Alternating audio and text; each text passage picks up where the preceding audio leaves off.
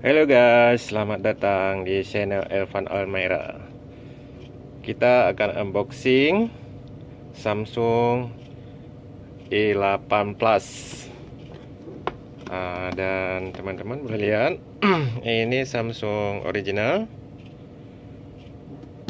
register dari Samsung.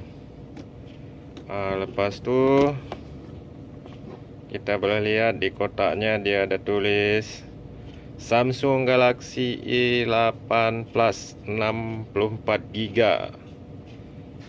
Infinity Display, Dual Front Camera, Water Dust Resistant. Bermakna ini anti air ya teman-teman ya.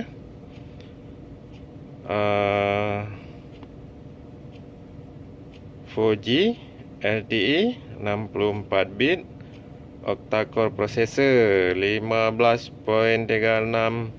mm.